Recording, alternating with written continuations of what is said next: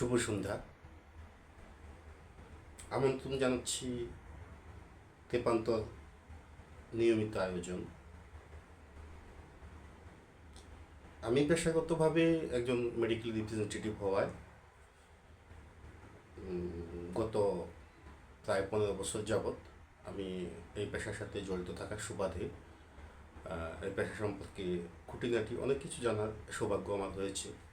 আপনারা যারা মেডিকেল রিপ্রেজেন্টেটিভদের সম্পর্কে ধারণা রাখেন, আপনাদের অবশ্যই জানা আছে যে একজন মেডিকেল রিপ্রেজেন্টেটিভকে প্রচুর পড়াশোনা করতে হয়, অনেক জ্ঞান আহরণ করতে হয়। নিজ নিজ কোম্পানির প্রোডাক্টসমূহ চিকিৎসকের সামনে উপস্থাপন করার জন্য একজন মেডিকেল রিপ্রেজেন্টেটিভকে প্রোডাক্ট সম্পর্কে, প্রোডাক্টের গুণগত মান, কার্যকারিতা ইত্যাদি নানান বিষয়ে অনেক বেশি পড়াশোনা করতে হয়, অনেক বেশি জ্ঞান আহরণ করতে হয়। তো সেই বিবেচনায় আমি গত 15 বছর এই পেশার সাথে জড়িত থাকায় আমি টুকিটাকি অনেক কিছুই এই পেশা সম্পর্কে জানার সৌভাগ্য হয়েছে। অনেকেই, আমি যেহেতু একজন মেডিকেল রিপ্রেজেন্টেটিভ, দীর্ঘ 15 বছর যাবত এই পেশায় আছি, অনেক নবাগত তরুণ এই পেশা সম্পর্কে জানতে আগ্রহ প্রকাশ করেন। এই পেশার ধরন সম্পর্কে সবারই ধারণা আছে, এই ধারণাটা অন্তত সবার আছে যে ফার্মাসিউটিক্যালস মার্কেটিংয়ে আমরা যারা কাজ করি, এই পেশাটা অত্যন্ত অত্যন্ত চ্যালেঞ্জিং। এই পেশায় কাজ করার জন্য অসম্ভব সাহসী হতে হয়, অসম্ভব পর্যায়ের পরিশ্রমী হতে হয় এবং অনেক ধৈর্য থাকতে হয়, অনেক ধৈর্য শক্তি থাকতে হয়। সম্প্রতি যদিও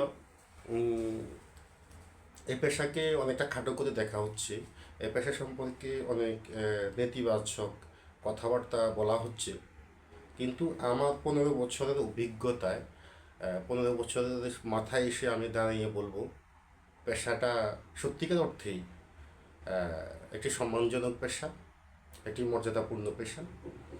যদিও এই পেশাকে নানান সময়ে নানান ধরনের মানুষ এসে এই পেশাটাকে কলুষিত করে ফেলেছেন, বা আমাদের বাজার ব্যবস্থার কারণে কিংবা আমাদের জাতীয় ওষুধ নীতিতে বিভিন্ন পাকপোকর থাকার কারণে, অথবা আমাদের মালিক পক্ষের ওষুধ ফার্মাসিউটিক্যালস কোম্পানি সমূহের মালিক পক্ষের কিছু অনৈতিক আচরণের কারণে আমাদের এমপ্লয়ীদের সাথে, বা আমরা যারা মাঠ পর্যায়ের কর্মী রয়েছি, আমাদের সাথে অনৈতিক অন্যায় আচরণের কারণে এই পেশাটি একটু ডিফিকাল্ট হয়ে গেছে। এই পেশাটি একটু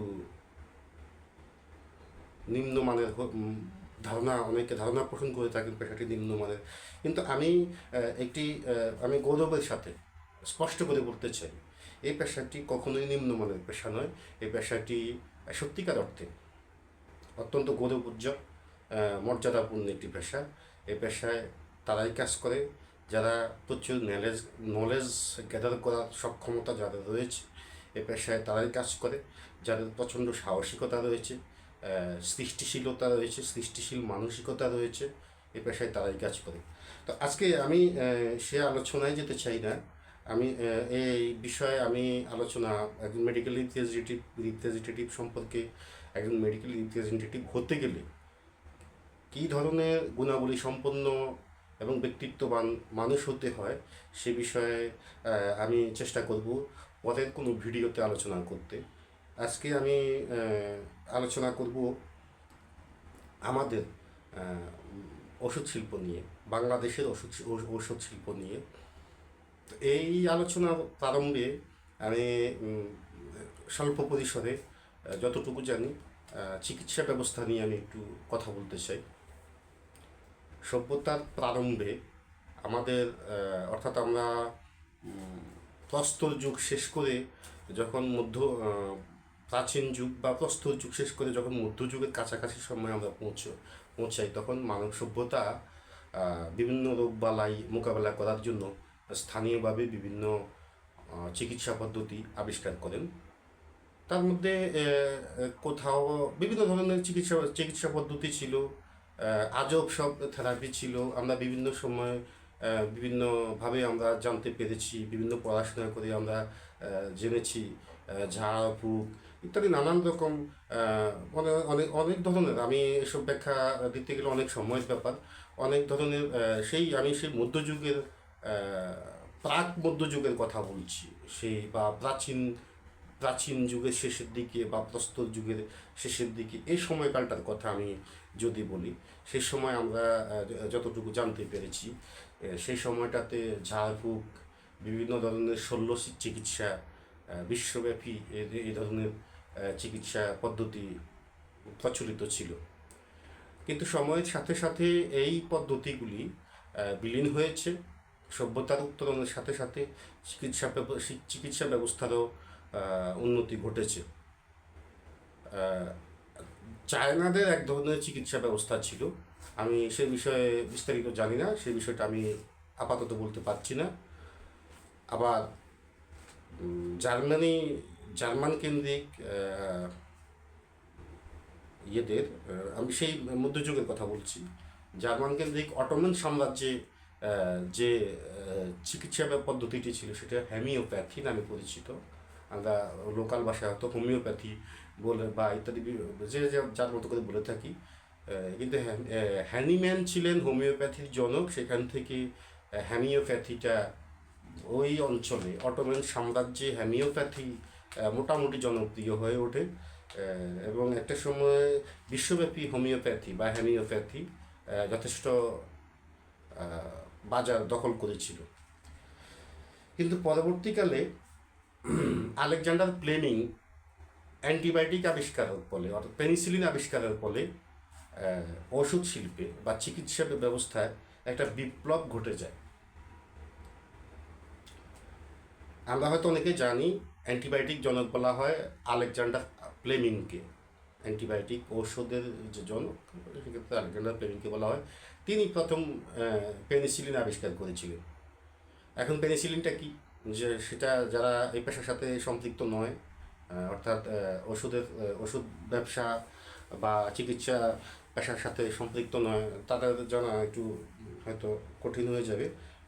আমি দুঃখিত, সেই বিষয়ে ব্যাখ্যা দিতে গেলে অনেক সময় লাগবে। যাই হোক, আলেকজান্ডার ফ্লেমিং যখন পেনিসিলিন আবিষ্কার করে, তখন এই ওষুধ শিল্পে বা ফার্মাসিউটিক্যাল সেক্টরে সমগ্র বিশ্বব্যাপী একটা বিপ্লবের সূচনা হয়। সেই বিপ্লব ছুঁয়ে যায় অনেক দূরান্ত পর্যন্ত, অনেক মানুষ পর্যন্ত পৌঁছে যায়। মধ্যযুগ পার হয়ে যখন আমরা আধুনিক যুগে এসে প্রবেশ করি, তখন ফার্মাসিউটিক্যালস সমগ্র বিশ্বের বাজার, চিকিৎসা ব্যবস্থা বা চিকিৎসার জগৎটাকে দখল করে ফেলে, বা বাজার দখল করে ফেলে ফার্মাসিউটিক্যালস ওষুধগুলি। তো সেই আলোচনা অনেক দীর্ঘ আলোচনা। আমি সংক্ষেপে বলতে চাই, আমাদের বাংলাদেশের ওষুধ শিল্পের কথাটা, যে বিষয়টা আমি প্রথমে আলোচনা করব বলে বলেছিলাম। বাংলাদেশের ওষুধ শিল্প একটা সময় পাক বাহিনী, এদেশে আমরা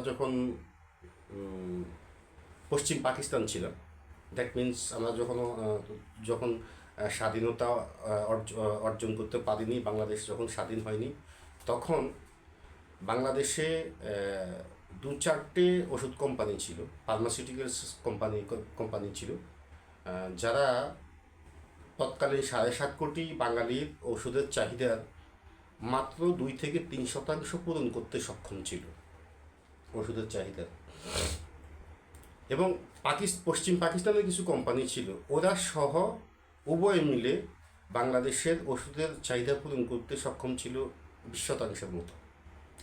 বাকি 80% ঔষধ আমাদের আন্তর্জাতিক বাজার থেকে সংগ্রহ করতে হতো। 1971 সালের দেশ স্বাধীনের পর, যখন সদ্য স্বাধীন বাংলাদেশ, তখন পশ্চিম পাকিস্তানের বা আলাদা বিভক্ত পাকিস্তানের অপতৎপরতা এবং বাংলাদেশের স্বাধীনতা বিরোধী অপশক্তি তৎপরতায় আন্তর্জাতিক বা মাল্টিন্যাশনাল কোম্পানিগুলি বাংলাদেশকে ওষুধ দিতে অস্বীকৃতি জানায়। কিন্তু 7.5 কোটি বাঙালির ওষুধের চাহিদা অত্যন্ত মারাত্মক ব্যাপার। এই সময়টাতে বঙ্গবন্ধু সরকার মারাত্মক ধরনের বেকারে পড়ে যায়। তৎকালীন বঙ্গবন্ধু সরকার বহু নামি দামি কোম্পানি ফাইজার, ফাইসন্স, সানোফি, অ্যাভেন্টিস ইত্যাদি বহু নামি দামি কোম্পানিকে বাংলাদেশে যথাযথ মূল্যে ঔষধ দানের আহ্বান করেছিলেন। এখানে বলে রাখা ভালো, 1971 সালে মুক্তিযুদ্ধ পরবর্তী সময়ে দেশ স্বাধীন হবার পর আন্তর্জাতিক সম্প্রদায়গুলি বা দাতা দেশগুলি বাংলাদেশকে যে সহযোগিতা প্রদান করে থাকতেন, সেখানে ম্যাক্সিমাম খাদ্য সামগ্রী এবং নগদ অর্থ, সামান্য কিছু পরিমাণ নগদ অর্থ প্রদান করতেন। ম্যাক্সিমাম ক্ষেত্রে বেশিরভাগই খাদ্য সামগ্রী, পোশাক ইত্যাদি দিয়ে সহযোগিতা করতে থাকতেন। কিন্তু তখনকার সময়ে ওষুধের চাহিদা ছিল ব্যাপক। সেই সময়টাতে এই ওষুধের চাহিদা পূরণে বঙ্গবন্ধু সরকার মারাত্মক ধরনের হিমশিম খেতে হয়। দুর্ভাগ্যবশত সেই সময়টাতে ওই কোম্পানিগুলি, মাল্টি ন্যাশনাল যে কোম্পানিগুলি, তারা ওষুধ দিতে অস্বীকৃতি জানায়। যা হোক, পরবর্তীকালে বঙ্গবন্ধু সরকার উপায়ন্তর না পেয়ে হাঙ্গেরির সাথে একটা চুক্তিবদ্ধ হয়। সেই চুক্তিটা ছিল এরকম: হাঙ্গেরি বাংলাদেশি টাকায় বা মুদ্রার বিনিময়ে বাংলাদেশকে ওষুধ দেবে না, কিন্তু কিছু কাঁচামাল যেমন পাট। আপনারা জানেন যে বাংলাদেশের সোনালী আঁশ পাট একসময় ব্যাপক জনপ্রিয় ছিল এবং পলিথিনের অ্যাভেলেবিলিটি না থাকার কারণে পাটের চাহিদা ছিল বিশ্ববাজারে অত্যন্ত ব্যাপক। অর্থাৎ পাটজাত পণ্যের জনপ্রিয়তা ছিল ব্যাপক। তো সেক্ষেত্রে হাঙ্গেরি বাংলাদেশকে পাটের বীজ এবং পাটের বিনিময়ে হাঙ্গেরির কিছু কোম্পানি বাংলাদেশে ওষুধ দিতে রাজি হয়। এসব কোম্পানিগুলো ছিল Egis pharmaceuticals, Gedeon pharmaceuticals, Richter pharmaceuticals, Chiron pharmaceuticals ও মেডিস্পেস ফার্মাসিউটিক্যালস।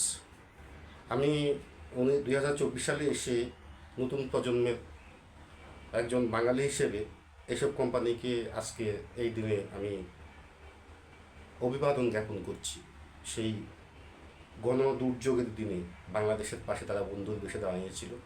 যদিও তারা নগদ অর্থ নয়, বাংলাদেশি টাকার বিনিময়ে নয় বা ডলারের বিনিময়ে নয়, কাঁচা মালের বিনিময়ে আমাদেরকে ওষুধ দিয়েছিলেন।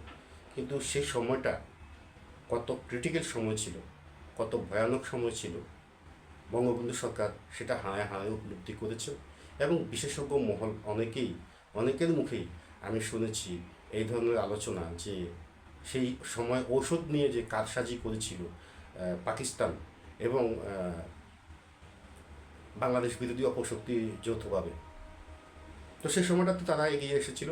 নিঃসন্দেহে তাদের প্রতি সম্মান জ্ঞাপন করা, তাদেরকে শ্রদ্ধা করে স্মরণ করা আমাদের জাতি হিসেবে উচিত। আমি সেভাবেই তাদের প্রতি অভিবাদন জ্ঞাপন করলাম।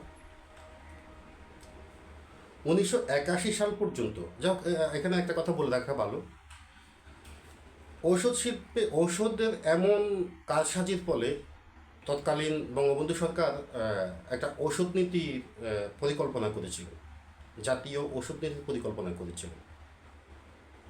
দুর্ভাগ্যবশত 1975 সালের 15 আগস্টে সপরিবারে জাতির জনককে হত্যা করার পর জাতির জনকের অনেক স্বপ্নের কর্মসূচি বাস্তবায়ন করা আর সম্ভব হয়নি। সেগুলির মতো এই জাতীয় ওষুধ নীতিও আর এগোয়নি। অবশেষে 1981 সাল পর্যন্ত দেখা যায় 80 ভাগ বহুজাতীয় কোম্পানির, অর্থাৎ বহুজাতীয় কোম্পানি বলতে মাল্টিন্যাশনাল কোম্পানিগুলো তখনও 80 ভাগ পর্যন্ত আমাদের ওষুধের বাজারটা দখল করে রেখেছিল।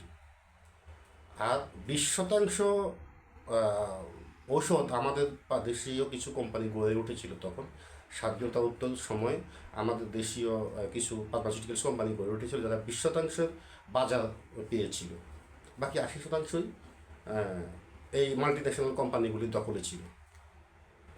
1982 সালে ওষুধ শিল্পের অধ্যাদেশ জারি হয়, অর্থাৎ বাংলাদেশ 1982 সালে ওষুধ শিল্প অধ্যাদেশ জারি করে। এই ওষুধ শিল্প অধ্যাদেশ বা ওষুধ নীতি সেই বঙ্গবন্ধু আমলের পরিকল্পনার যে ব্যাপারটা, সেটা সে 1982 সালে এসে প্রণীত হয় এবং অধ্যাদেশ জারি হয়। একটু খেয়াল করেন, এই অধ্যাদেশ জারি হওয়ার পরে কী হয়, যখন এই অধ্যাদেশটা জারি হয় তখন ধীরে ধীরে বাংলাদেশি যে উদ্যোক্তারা, ওষুধ শিল্পের যে উদ্যোক্তারা, ধীরে ধীরে ধীরে ধীরে আমাদের ফার্মাসিউটিক্যালস কোম্পানিগুলো গড়ে উঠতে থাকে। এই সময় আস্তে আস্তে আস্তে আস্তে করে বাংলাদেশি কোম্পানিগুলি বা দেশীয় উদ্যোক্তারা এই খাতে বিনিয়োগ করতে শুরু করে। এইভাবে ফার্মাসিউটিক্যালস ইন্ডাস্ট্রি আস্তে আস্তে গ্রোথ করতে করতে করতে করতে দেখা যায়, হ্যাঁ এখানে একটা কথা বলে দেখা ভালো, 1995 সাল পর্যন্ত কিন্তু বাংলাদেশ আন্তর্জাতিক বা বাজারে ওষুধ রপ্তানি করতে পারতো না 1995 সাল পর্যন্ত। 1997 সাল থেকে বাংলাদেশ বাণিজ্যিকভাবে বিশ্ববাজারে ঔষধ এবং ঔষধের কাঁচামাল রপ্তানি শুরু করে। সর্বশেষ 2024 সালের জুন পর্যন্ত বিভিন্ন জরিপে তথ্য অনুযায়ী প্রায় 650 কোটি টাকার বেশি ঔষধ এবং ঔষধের কাঁচামাল বাংলাদেশি কোম্পানিগুলি বিশ্ববাজারে রপ্তানি করে থাকে এবং সেখান থেকে বিপুল পরিমাণ, অর্থাৎ এই মূল্যের 650 কোটি টাকার মূল্যের ওষুধ রপ্তানি বা কাঁচামাল রপ্তানি করে থাকে। বর্তমানে সরকারিভাবে নিবন্ধিত বাংলাদেশি কোম্পানি 291টি সরকারিভাবে নিবন্ধিত,